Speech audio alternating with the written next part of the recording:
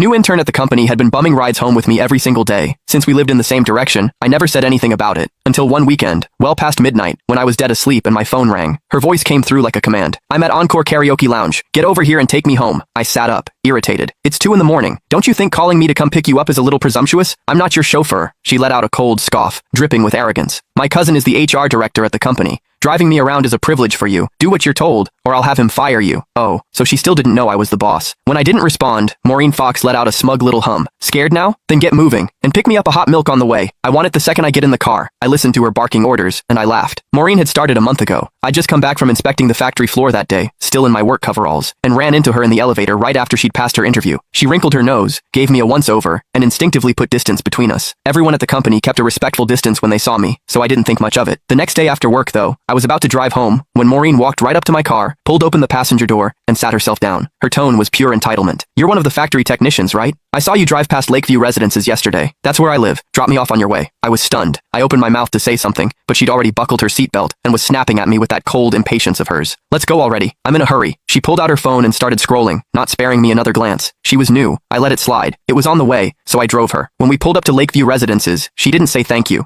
She just shoved the door shut and walked off without looking back. I thought that would be the end of it. It wasn't. From that day on, Maureen showed up in my passenger seat after work like clockwork. Never asked, never waited for an invitation. Before I could even object, she started making demands. "From now on, stop by my building in the mornings when you're heading in. Pick me up on the way. I hate the smell of smoke. I know it's your car, but no more smoking in it. I got down here 3 minutes before you today. Be faster next time. Don't make me wait. These seats are too hard. Bring a cushion for me tomorrow. Something soft. I don't like the color of this car. When you get a chance, wrap it in pink." Now I knew. Her cousin was the HR director. "Hello? Why aren't you saying anything? Are you on your way or not?" Maureen's impatient voice crackled through the phone again. I yawned. "No, I'm going back to sleep. Call yourself a cab." I hung up. Before I could even set the phone down, it rang again. Maureen again. "Are you out of your mind? You actually hung up on me? Do you have any idea that my cousin is sitting right next to me?" I replied lazily. "Oh, and?"